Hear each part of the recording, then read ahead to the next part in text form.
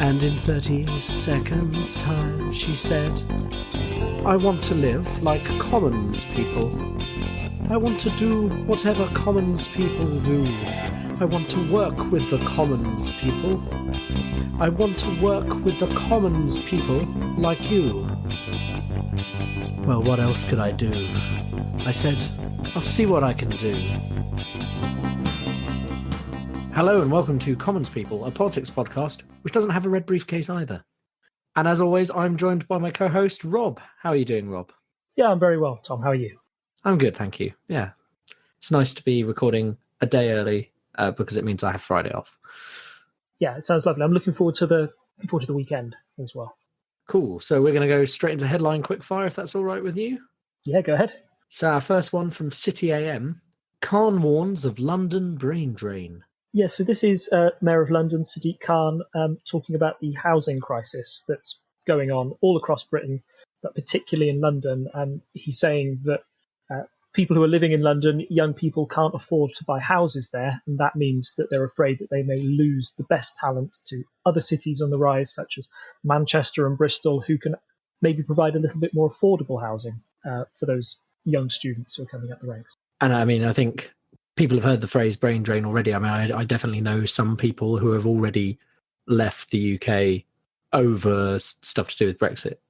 Mostly people in academic fields who find it a bit easier to move around. But I mean, yeah, if it's hard to find a house, if it's hard to find somewhere to work, people will go where they can, right? Yeah, exactly. I think they said in this article I'm reading that working in inner London, the average salary is about £34,900, which means, if that's the average, that means that like sort of more than half are earning far below that. And I think if you're earning that a year, it would be very hard to save up the money, particularly if you're probably renting in the London market, which is expensive in itself, to even get a deposit to buy a house. I know you work in London at the moment, don't you? I work about as centrally as it's possible to work, yes. Yeah. But do you live in central London? No, I live in Zone 6, and I'm very fortunate that I don't have to pay for my Oyster card. Otherwise, yeah, I would have had to get a higher paying job to make moving to London reasonable. So, yeah. I mean, but for reference, for people who are maybe living outside of London, I am paying now around double for my rent, sharing with 3 people, to when I was living in Manchester, living in a house. So I'm now living in a flat. It's a very nice flat, but I'm sharing with 2 of my friends who are a couple. And yeah, we're paying double each per month than I was paying in Manchester. So that's how expensive it is, even in Zone 6. So it's just madness. So no wonder there's a brain drain. And as you mentioned, some of your friends who are moving away because of Brexit, we've had news today that Unilever, who've had their headquarters in London for the past 100 years, are going to relocate to the Netherlands. So that's another possible cause of brain drain, even though Khan was mainly focusing on housing. If Brexit goes ahead and London loses those economic ties, they might see an even bigger drain from the capital. So our next headline, Britain's Master of the Universe. So I think this is about the very sad passing of Stephen Hawking on Tuesday, wasn't it? Yes, it was, yeah. Occasionally celebrities I like die, and that's sad.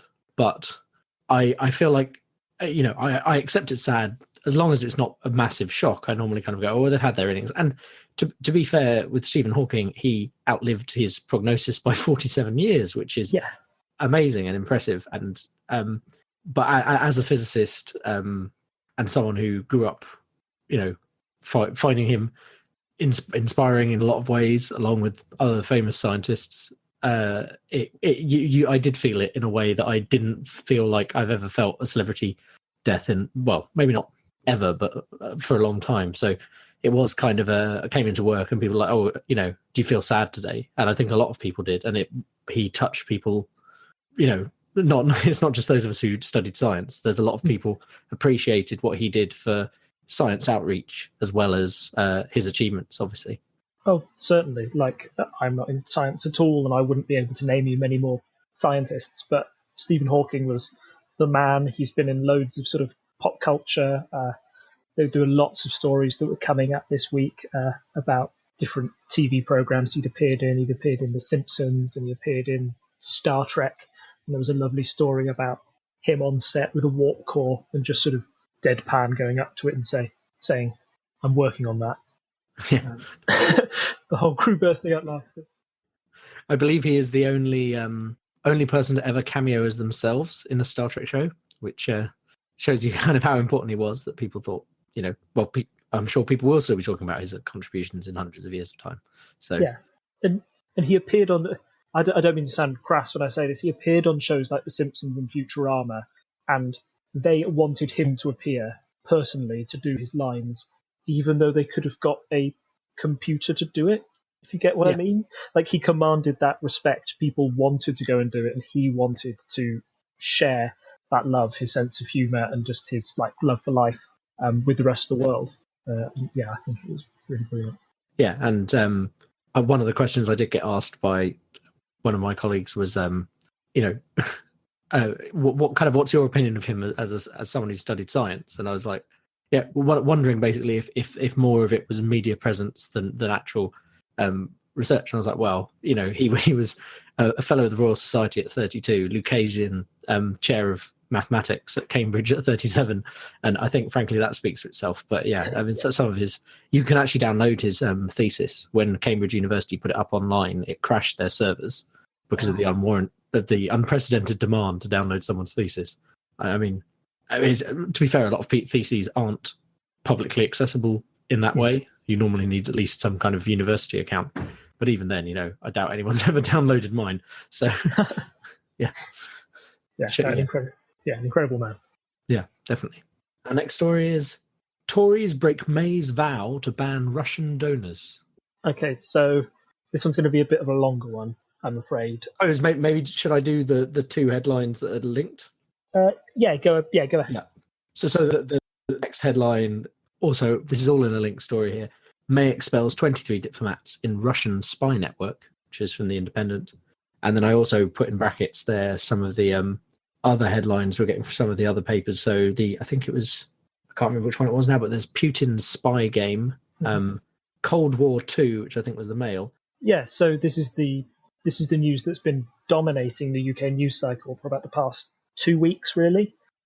So the facts, to briefly go over those, the weekend before last, a nerve agent was used on a former Russian spy and his daughter in Salisbury, and they now remain in a critical condition in hospital. Police were unsure of which substance was used. It was a bit of a mystery what substance was used at the time, and it was later found out after a couple of days it was likely to be Novichok, which is a Russian nerve agent that's believed to have been developed by Russia while their chemical weapons program was essentially meant to be shut down. So that's why it took so long to identify what it was, because it wasn't on any chemical weapons list. We had to use our own internal contacts to sort of find out what that was. And essentially, although we have no official confirmation of this yet, all signs point towards Russia having murdered an ex-spy on our soil. And it sparked a massive diplomatic incident. Yeah, I mean, it's not surprising that it has now. It's been found out. I think, am I right in saying that still at this point Russia's not admitting any fault? But we've now got to the point where it's not just us disavowing it. We have the US, we have Germany and France kind of signing a joint letter, mention of people going against international law, things like that. So it's definitely heating up. I don't think it's quite the eve of war that some people might be trying to tell you it is, but it definitely feels very Cold War. Here we are with a Republican president, a Tory government, and I feel like we might be repeating the 80s again. Yeah, it is weird. I think it's when those Cold War fears are really about what can we do, what diplomatic things can we put in place to put pressure on Russia to make sure that they don't do this again. What can you do against a nuclear power without upsetting them too much, but still making sure that your force is known? Russia's done a lot of things in recent years. You could look to the invasion of the Crimea and the response from the West there, where Russia doesn't seem to have cared very much about that. And, the situation on the ground in Crimea is that Russia owns that now. So Russia doesn't care about what sanctions we do. So that's why we're playing this sort of diplomatic tit for tat as we see what sanctions we'll impose on Russia on what they'll do back to us. Yeah. I think certainly at the moment we've expelled diplomats, and Russia have said that they'll expel our diplomats, which means that there's a bigger opportunity for miscommunication between the two sides. So again, tensions are rising, but we don't know where it's going to go yet. And the last time we expelled diplomats from Russia was when Litvinenko was poisoned, correct? Yeah, and that was back in 2006. So that is quite a similar situation. It's got shades of that, except I think this time, Russia and their power has been in the news a lot more in the past couple of years. I've mentioned Ukraine. They've also sort of all been over the news in the US about their soft power, their ability to influence elections. They may have even had an influence on the Brexit vote. There's sort of suggestions that was something that certainly Russia wanted to try and destabilize the European Union, which would have been a block against Russia. So all of this just raises tensions once more into a situation that was already bubbling up. And a related headline, we have Corbyn, the Kremlin stooge from the Daily Mail. What's that all about? So Jeremy Corbyn and Theresa May were discussing the Russian event in Parliament. And this Corbyn is at PMQs, right? Yes. Yeah. It was at PMQs. And he said that he thinks that there may have been a situation where Russia had lost control of their military-grade nerve agent, and Labour have repeatedly highlighted the dangers of mafia-like groups and oligarchic interests in London and their links with elements of the Russian state, and we need to take more firm action on that. So that was his statement, and what he sort of meant by that, and what people within his own party and outside saw, was him trying to score maybe a political point against the Conservative Party, suggesting that they were funded by Russian donors and oligarchs. And also, the second thing there was he was kind of suggesting that maybe it wasn't officially a Russian state-authorized action. It may have been a rogue agent. Yeah. Quite a lot within the Labour Party itself think that, no, it's quite clearly a Russian action. And for him to try and do this to score political points weakens his sort of credibility to be Prime Minister, his patriotism. It questions a lot of things that voters might take into account in the next general election. But how has that got spun into the idea that he's a Kremlin stooge? If he's trying to score points, yes, but he's asking a reasonable question of the government. How does that get spun that way? So his mere suggestion that, hey, it might not be Russia, that's the same line that Russia itself is trying to spin at the moment. Right, okay, I see. So the noises coming out of the Kremlin are saying that, hey, you can't prove anything. We want an independent international investigation into this. We might have lost some of our nerve agent. If Corbyn looks to support that statement, he looks to be supporting Russia and the Kremlin's view of events. Right, okay. Yeah, because my takeaway from that statement was not that he's supporting Russia, more that he's insinuating, as you say, that it's a problem with kind of the setup we have at the moment, where we have a lot of these oligarchs buying up property and stuff. It all kind of ties back in together with problems that are going on. Yeah.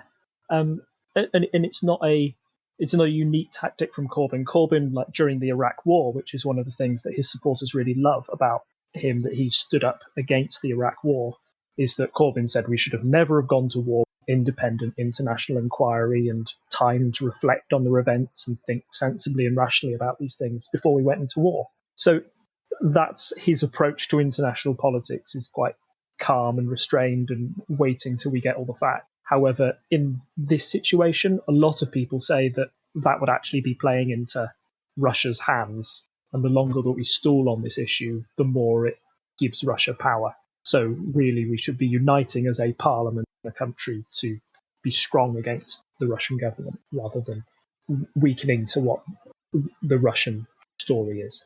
Right, okay.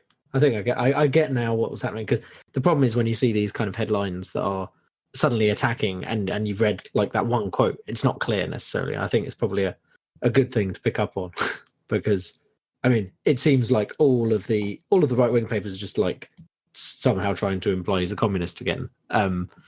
Yeah. Which, I know is a thing they do regularly, but it just seems like there was a lot of noise on that from maybe a few comments.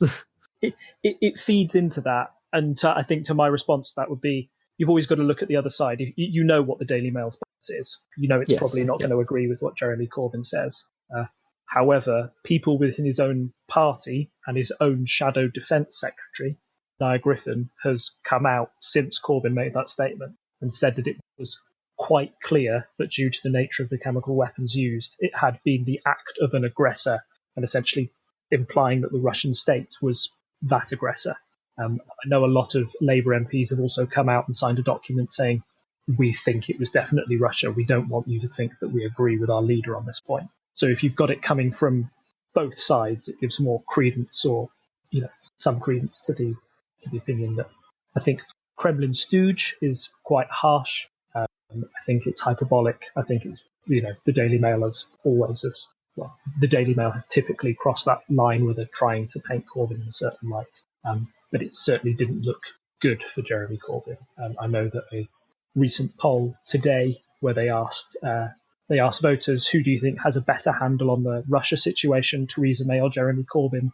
68% said Theresa May, and only 18% said Jeremy Corbyn. So where's the other They would be a don't know. Yeah. So, okay, don't know. I was gonna say, I don't remember what the Lib Dem statement was on this. No, I don't know if they had one. But, yeah. No, yeah, I was just checking.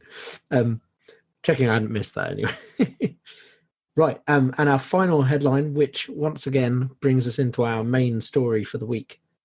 Go ahead. Hammond proclaims turning point for the economy, and this is from the Financial Times. We had the spring statement this week as well. I know it's all very exciting. Everybody's been crossing off the days on their calendar before we get to hear the Chancellor speak. So traditionally, by former Conservative governments, this has been presented as a budget. Somebody would come out, George Osborne would come out with a big red briefcase and say, I'm setting a budget. This was not one of those. It was just a statement on how the economy is doing and what we might maybe plan to do in the future. And we come up. And that's because we've rejigged how we do budgets and statements, right? That was the last time we had the budget brought forward, and therefore we're now kind of in a different cycle. Yes, I believe so.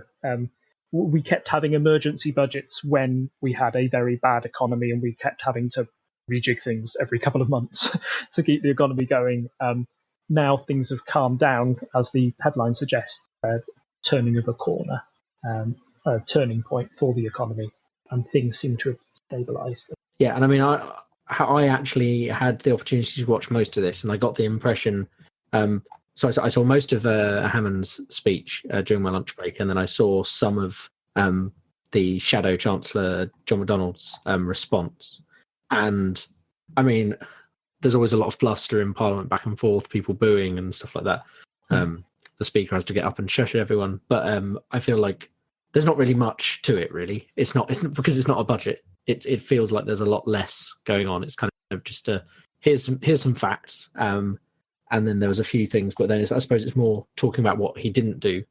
Yeah, certainly. And as in with any budget, or I know this is the budget, it's a statement, there's always things that both sides can pick holes in.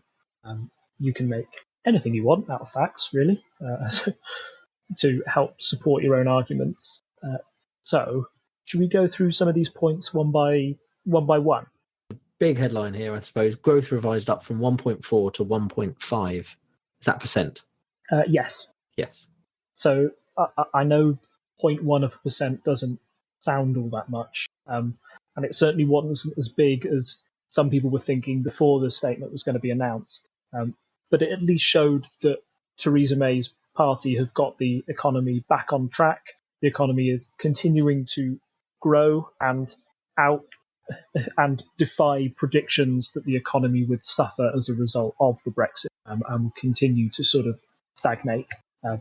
The fact that there's that 1.5 figure that sort of defied what most economists were predicting was going to happen in this spring statement shows that the government feels that we're on the right track to recovery, and that can only be a good thing. And then we've got as our minus point, it's not as big as the pre-Brexit result levels. So is that an expectation it's not as high as? Yeah, so when we were looking back at economic forecasts back in 2015, before we knew that we were leaving the European Union, the government was expecting growth to be at least 3 to 4% a year. Right. It's not, you might look at the Conservative government now with Theresa May in charge and say, well, she didn't ask for the referendum. She's just the person who was put in charge to deal with the results. So any Brexiteers who are saying, oh, this is fantastic, the 1.5% shows that we are defying the odds and the economy can grow, just be reminded that before the result, we were expected almost double the growth that we were. So it might not be that big a success for the government, those growth figures. But maybe a sign that given a bad hand by the previous Prime Minister and the outcome of the vote, that they're doing all right. Yes, certainly. So another pro point for the government, inflation is down. Yeah, so this means that your cost of living should feel cheaper, essentially. It's always a good thing for the average Joe on the street to have inflation kept under control. It means that you can afford more food, fuel, the basics. Am I right in thinking that I don't know if this is also for the growth index as well, but they've changed some of the products they use to track all of this, because we have two methods of tracking, right? One is related to the consumer price index, and we have another index that I can never remember the name of. Yes, that's right. But you're right. There's one that's sort of based on a standard shopping basket of things, and it's always news when something gets put in on the shopping basket or taken out. So in previous years, they've sort of put a smartphone on that list because that's something that everybody's expected to have, or they might put a tablet in there and take out a home phone. And so they try and have like a few things from each category, and it adds up. Is it 100 products total? I think so. I'd have to check that. Okay. Well, we can put a link in. There's definitely a BBC article covering the changes there. I think it was a cot or some kind of baby stroller got put in, so there's a new baby product. And that was apparently big news, and then overshadowed by Russia. But yeah. And then you put as minus point there that it's that's good, but we're still feeling the squeeze of our higher living costs.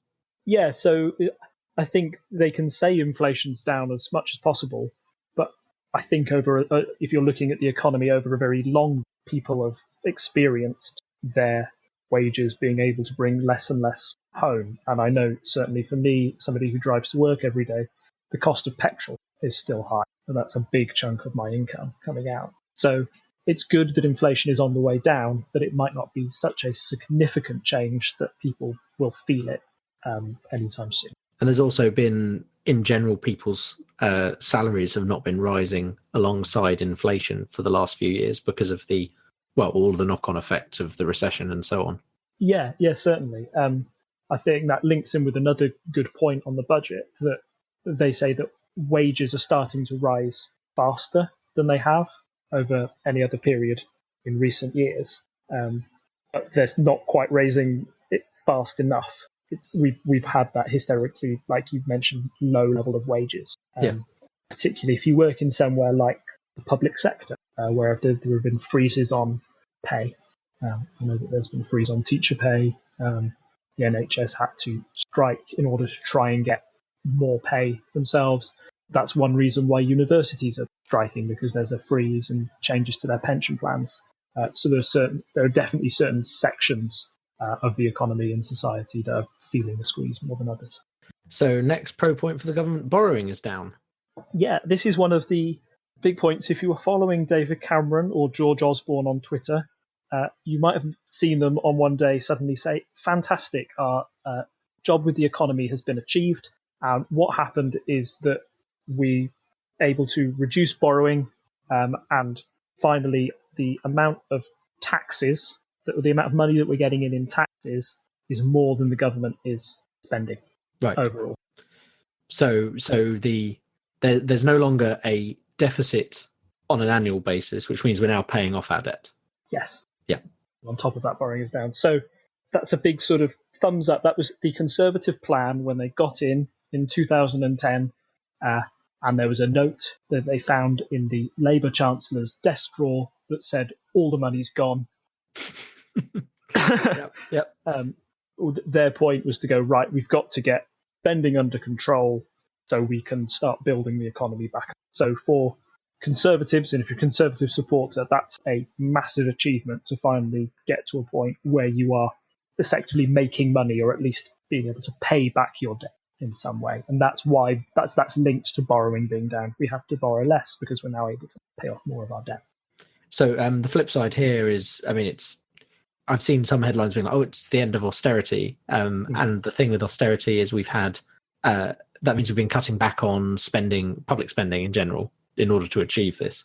So the average person is now seeing less investment in local government services. And I think I saw one of the headlines from this week was something like 10 local councils about to go bankrupt or something. So that's kind of the flip side, is that they've not been subsidizing these things in the way the previous government did. Yeah, that is the price of austerity. In order to get your budget back on track, or to get that balance, you're going to have to cut goods and services for people. And I think we've seen that that's been quite unpopular with a large amount of the population, those changes. And usually, unfortunately, affects those who live in the poorest areas, who are not typically Conservative voters. They're usually Labour voters as well. I mean, it's true to say, I think, that in general, Labour governments increase their spending, Conservative governments cut it back, and that's kind of the balance we have as we flip between the two main parties. Yeah, totally. And it brings up the question, what do the public care about more? Does the public care about having a balance sheet, which isn't that quite like a sexy policy, something that, you can really hang your hat on and say, oh, fantastic, you've got nothing to show for it other than we're slowly getting the economy back on track. But if people are losing health services, local councils, the ability to, help their relatives through health crises, stuff like this, then that real human impact might have more influence on the general electorate next time they go to the polls. Yeah. So it's a positive thing, but the average person isn't necessarily seeing why it's positive. They're not seeing the benefit of it. It's a good thing to say, yes, it sounds perfectly sensible to have no deficit, but if it's at the cost of some of the things you've had to cut over the last 7 years, and you mentioned that some people thought it was an end to austerity, they're not going to suddenly go and spend big bucks. They're probably going to try and limit their spending so they can keep this in order. That's what they've had to do to achieve the balance. It's going to be interesting to see where the Chancellor goes from here, if he will increase spending in other areas. Because, I mean, there was some talk of maybe some more funding for the NHS. I think there was another headline with Hammond behind it saying, I mean, I didn't get to read the article, so I don't know if it was him saying anything or if it was just speculation, but saying that there's more money for the NHS, which I think most people agree is a good thing at the moment, because several years of crisis for the NHS with limited funds. Yeah, certainly. I mean, the government's line on that is always that they've been investing record amounts into the NHS. The counterpoint to that is the NHS is bigger and more expensive than it's ever been, just because of that's how it is. There are more people in Britain, so you need more people to try and fund it. So it was always going to go up in cost. They might not have raised the funding enough to deal with the strain that's going on in the NHS. I think they will have to raise that in the next few years if they want to keep it going. Yeah, I think the point was as well, because in general, the Conservative Party is more aimed at the older demographic, retirees, and obviously a lot of them use the NHS if they don't have private healthcare. So it's kind of a vote winner on that side for them. They can be like, look, we're investing in your care. Yeah, certainly. Your political parties will always try and appeal most to their core voters. Yes. The NHS is a key point, but it's a popular point across for all voters in the UK. I think the NHS is something that we're very proud of. It was in our Olympic opening ceremony. That's how proud of it we are, and we do want to maintain it. So any government who sort of promotes more spending in the NHS will be popular. So we briefly mentioned that wages are starting to rise faster again. But I think we've got the flip side there, that we're not expecting them to return to pre-crash levels yet. In fact, into the 2020s, which is, still a few years away. Yeah, it means that for at least 12 years, we've had wages that haven't been anything near what people were experiencing back in 2007, 2008, before the crash. that long lag time on the recovery of the economy shows that you've had a generation of people who've got into work in that time, who have been behind what the former generation would have been in terms of wages. So this is why you get cries of sort of like a lost generation or wasted years, a wasted decade. Yeah. I mean, if we'd started working in the mid 2000s, we would have, at this point in our lives, be better off. Oh yeah, certainly. Houses would have been cheaper if that's one point, and wages would have been way above inflation. If you look back to those early 2000s and compare them today, there's a massive difference economically in the quality of lives. I mean, obviously it depends. I'd always rather live further into the future than not. But yeah, it's kind of it's a thing a lot of people in our generation are dealing with, that they're just not better. I think it's said we're the first generation to not be better off than our parents since the World War, but I don't know if that's strictly true. I don't know if the 80s was also quite. I think I know the 80s was quite bad for certain people, so I don't know how that works out when you average it out. Yeah, and the 70s was certainly quite bad economically as well. Yeah, I think my point on that is my personal experience was I was doing my A levels around about 2005, 2006, and was told by my teachers that just go out, get a degree. If you get a degree, you can get any job you want because they're just looking for people to be qualified. It's brilliant out there. And so then I went into university in about 2007, 2008. The crash happened, and then when I came out the other side, my degree suddenly wasn't quite what I was sold.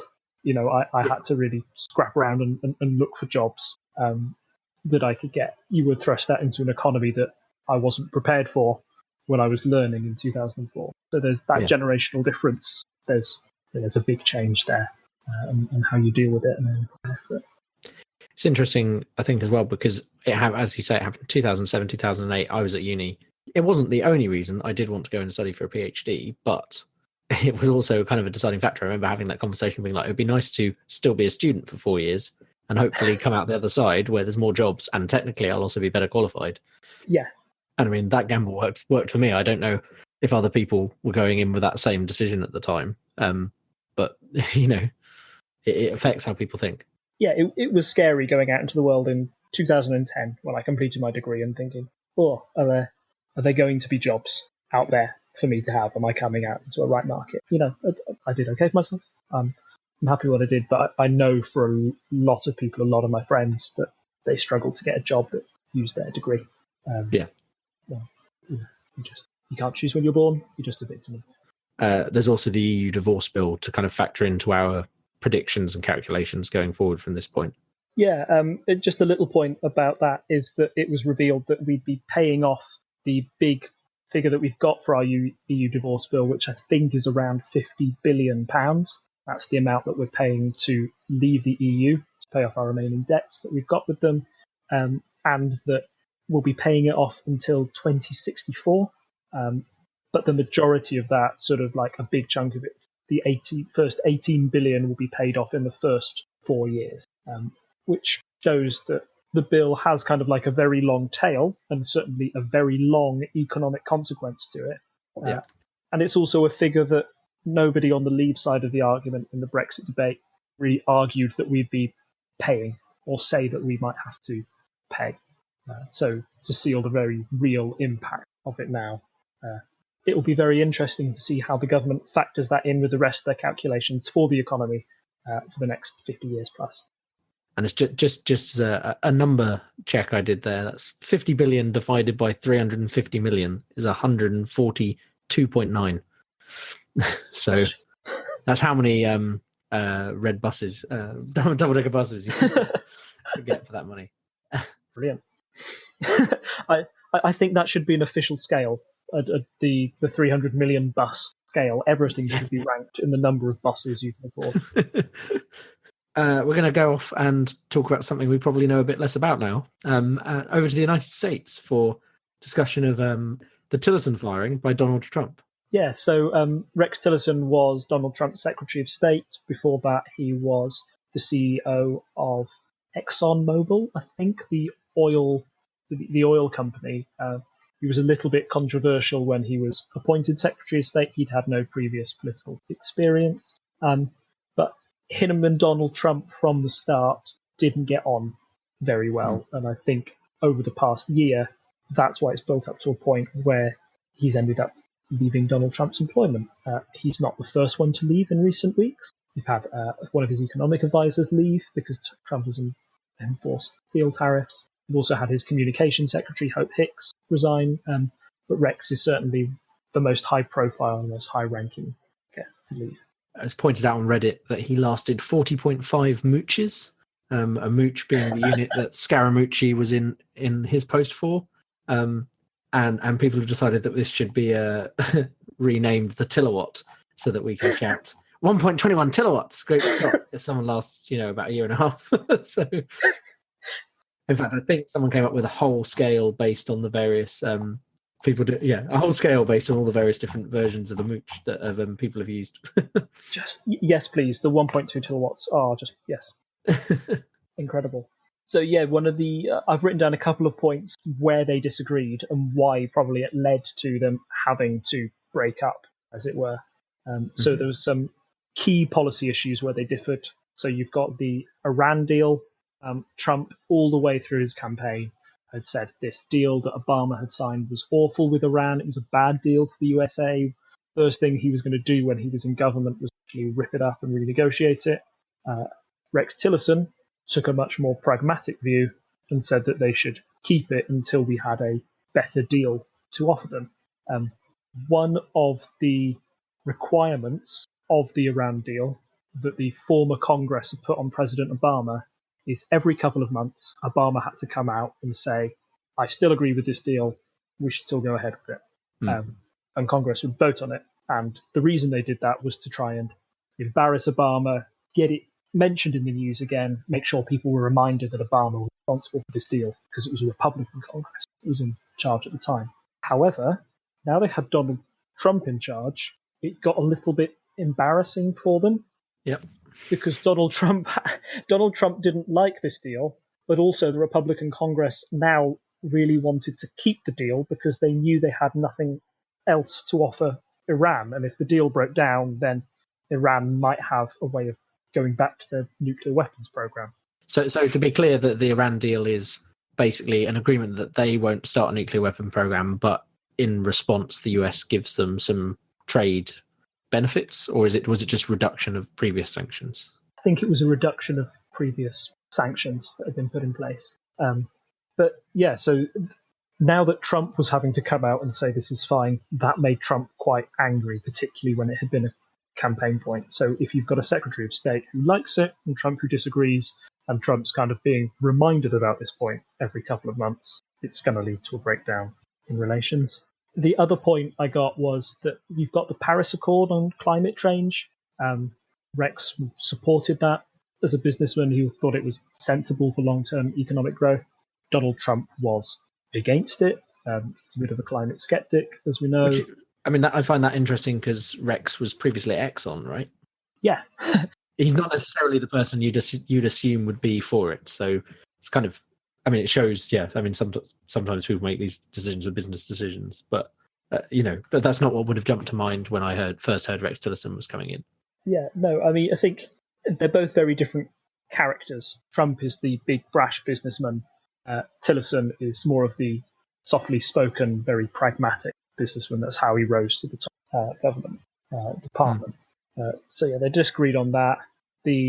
Probably the biggest one, and the one that came up in the news most recently, is on North Korea.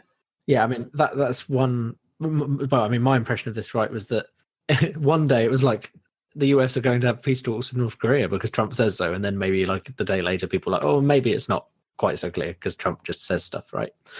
Yeah. I think that was like the Republican paper was like, whoa, step back a bit. All he said was yes, but like not officially. So it's not really clear what's going on yet. Yeah. This potentially historic meeting with Kim was something where Trump was the only one to say yes. Everybody hasn't really agreed with it yet. Trump might see that as a victory of his diplomacy, feeling that his war of words, his sort of threats of fire and fury have helped to air North Korea to the negotiating table. Rex Tillerson often thought that Trump's words were careless, may have sparked an unnecessary conflict with North Korea.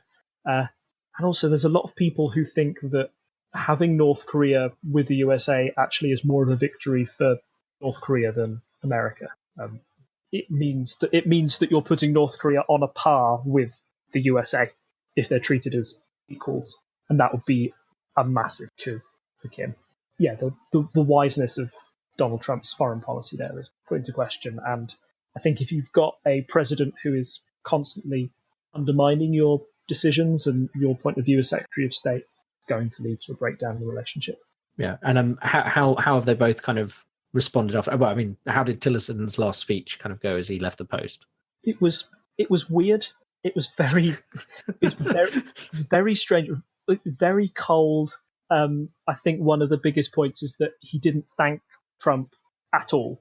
It was very businesslike. He just said the Russians have. Well, I think that the Russians poisoned this person in the UK. The USA should act to do something about that. Kind of, it was the Rex Tillerson show. Here's what Rex Tillerson's policy is.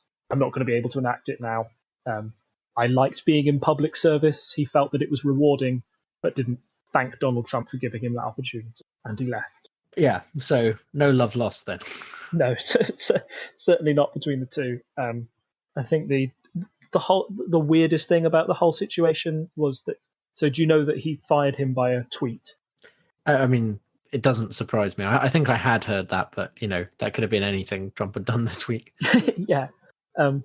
Rex Tillerson doesn't have Twitter, so an aide in the Secretary of State Department had to go to a computer, print out Donald Trump's tweet onto an A4 piece of paper, and pass that to Rex.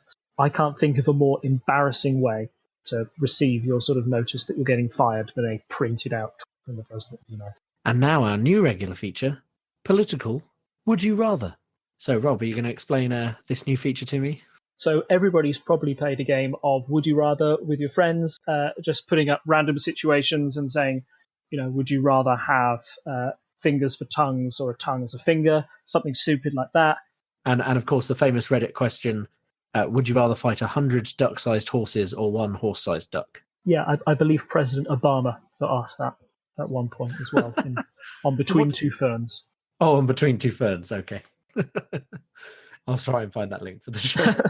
But yeah, so the point of this one is that I will ask you sort of a political would you rather, and you give me your opinion. It's probably a bit more serious than the average game, but you can always kind of logic your way out of the situations. So, first one I've got is, would you rather that Jacob Rees-Mogg or Gavin Williamson was the next leader of the Conservative Party? So this is where I have to say I don't really know much about Gavin Williamson. I saw his name appear in the news.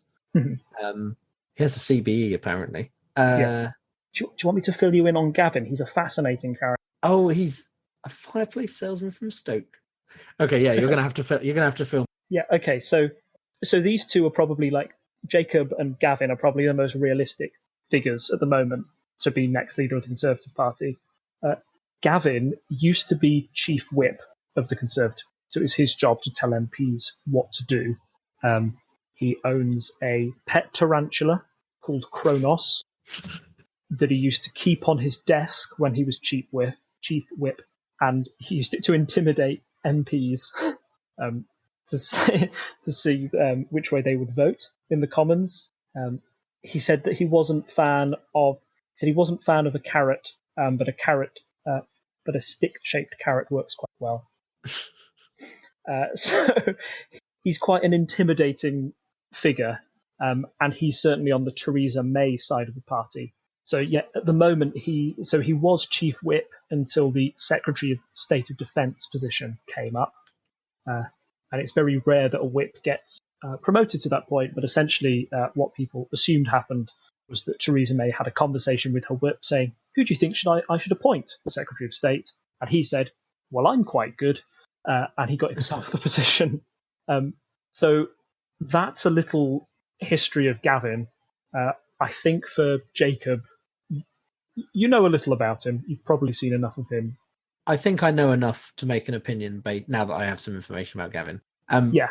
I mean, I think I would definitely stick with Gavin based on what you said. Mm. I don't want the Conservatives getting further right, and I don't think I want Jacob Rees-Mogg's side of the party in charge of the Conservative Party. It's also, again, I suppose, a known factor. We know the kind of things Theresa May's government are doing, and if he's in that kind of school of thought, then it's not really a massive change. So I think that's probably the safer bet. I mean, I kind of did a similar thing when we had the election, is it 1922 Society? Mm-hmm. And when the Conservative Party were picking their leader and ended up with Theresa May, I mean, I had a strong opinion against most of them except Theresa May at the time. Yeah. I didn't necessarily approve of all her policies and a lot of the stuff she did as Home Secretary. But when I went through the others, there was like a clear no in each case. And I think Jacob Rees-Mogg has my clear no, which leaves Gavin. Yeah, I think for all of Gavin's sort of Machiavellian qualities, I would still prefer him in charge to the possibility of Jacob's politics leading the country. Okay, should we move on to the next one? Yeah. This is for the Labour Party. Would you rather have John McDonnell or Andy Burnham as the next leader of the Labour Party? So, again, I know a bit about both of them. I believe, is Andy Burnham the one who ran against Corbyn previously? Yes, and he's now Mayor of Manchester. Yes, okay. I get the feeling. So John McDonnell's Shadow Chancellor, right? Yeah. So I get the feeling based on limited knowledge of both of them, like enough, but like without knowing their entire life histories. I get the feeling that John McDonnell doesn't kind of feel like a leader. And Andy Burnham has clearly been voted in as Mayor of Manchester and was in a previous election race against Corbyn and did quite well, but didn't win. So I think, especially if I don't know how it would affect the party. So I think there is a possibility, right? If when Corbyn leaves, that because a lot of the people who came in with momentum and stuff like that were very Corbyn focused. I'm not 100% sure if the whole Labour Party would stay together. And there is a tendency for the left parties to split. I mean, that's how we got the Lib Dems. So out of those, who would be the better leader for keeping the party together? I don't know. I think the momentum lot would support John McDonnell over Andy Burnham, but I think Burnham had quite a lot of support as well. So I think you might lose some of the newer converts to Labour if you had Andy Burnham, but I don't know I don't think picking either of them would destroy the party. Yeah, but do you have a preference personally? Is there anyone there who you think sort of shines through? I don't have a strong feeling either way, but I have a feeling like Andy Burnham seems like more of a leader, so it would be him out of the two. I think that highlights a really good point about how, I think Jeremy Corbyn has shown time and time again that he's able to a very good, passionate base voting for him and supporting for him. The real problem Labour has is who their next leader is and who they can elect to get that momentum behind them. Yeah, I think Corbyn will almost have to nominate a successor rather than somebody else in the party putting themselves forward. Yeah, I don't think I've seen a speech by Andy, but I feel like having seen John McDonnell talk, he doesn't really command that kind of presence. And I don't know if Labour has any equivalent person to Corbyn at the moment. But yeah, I think you need a bit of je ne sais quoi, to kind of get people on your side. Yeah, I think we'll see. That'll be one that we'll have to see. If Corbyn ever wants to stop being leader of the Labour Party, I don't think he'll want to anytime soon. I think the Conservative question is, Theresa May, with all of her problems that she's had, it's not too far-fetched to think that we could have another Conservative Party leader by the end of this year. With Labour, I just don't see it happening. Our final question. So this is looking forward a bit. Would you rather be a Republican running against Donald Trump in their presidential primary, or would you rather be a Democratic candidate run against Trump in the presidential election in 2020? I think it was this week that Pennsylvania had the equivalent of a by-election. Mm-hmm. They had an election, and this was a seat that was won by 20 points by Trump in 2016. Has been previously a strongly Republican seat. It was just won by the Democrat, but that's quite a big turnaround. And they've got their full elections coming up at the end of this year, I think November 2018? Yeah, the midterms. I think it's already clear that there's a lot of activism coming from the Democrats, a lot of grassroots stuff going on in the US. Yeah. And so therefore, I think I have a feeling like unless Trump just decides he doesn't want to do it again, that he could probably still win the Republican primaries on the strength within the Republican Party of his supporters. But I think on the national level, the Democrats will probably win the next election based on how things seem to be going now. I mean, obviously everything could change in the next 2 years, but I think therefore I would pick being a Democrat running against Trump, because I feel like Trump would probably still get through that presidential primary and be in the final vote regardless if he runs against him. But then I think he's going to lose out to the Democrats, because I think enough people who are kind of in the middle are going to just go, no, we can't allow this again. Yeah. Yeah, I'd have to agree with you there. I think Trump also showed that he was very good at running primary elections last time in 2016. Yes. You know, he was a complete outsider when that began and was able to get a good core voters sort of like out of nowhere, and a lot of enthusiasm from within that Republican base. And we're still talking about this in American politics, that his base is still happy with what Trump's doing, even if the rest of the country isn't. He's got a solid 20-30% of people who seem to never waver from what Trump does and what he wants. So yeah, I put my money on Trump to win most presidential primaries within the Republican Party. But yeah, with the enthusiasm that's coming up for Democrats in 2020, fingers crossed. Might see some change in the White House. I think we're both pro that change. So yeah. We're coming to the end of the show. With just one thing I want to touch on briefly is that we realised there is another political podcast that chose the brilliant name Commons People before we did.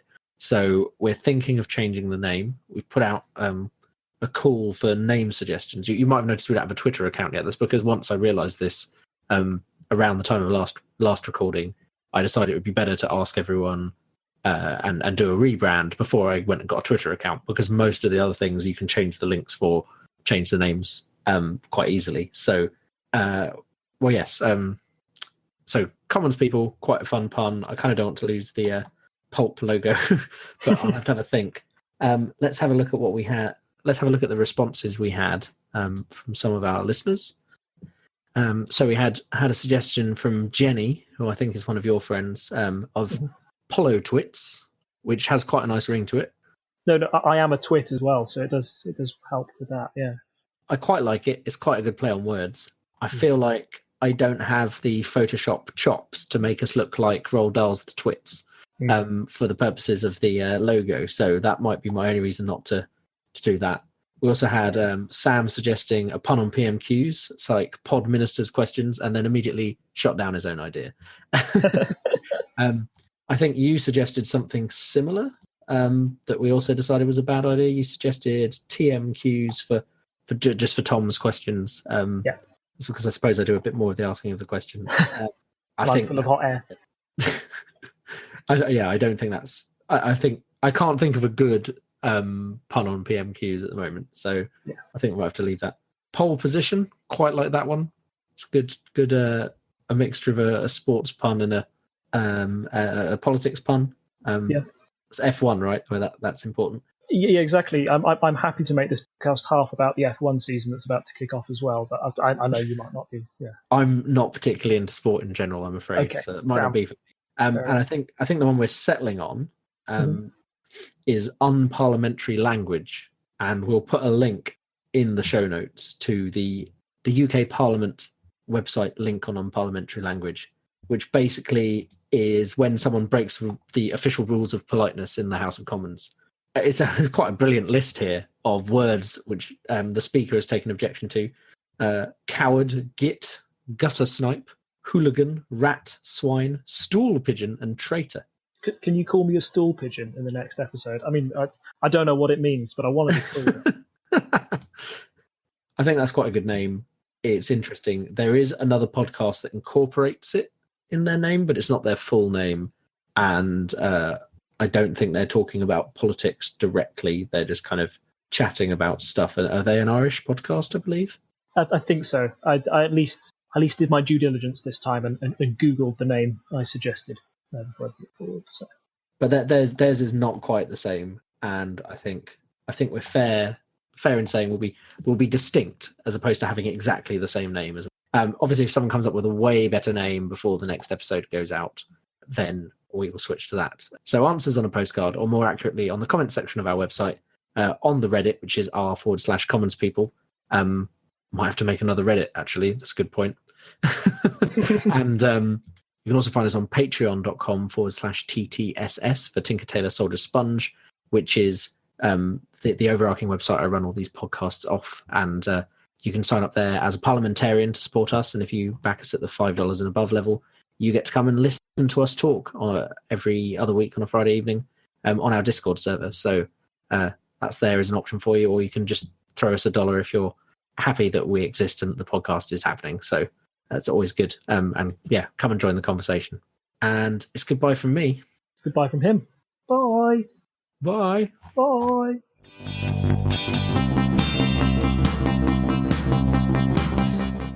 Does that sound all right? Was that amusing? Yeah. That Cool. sounds fun, yeah.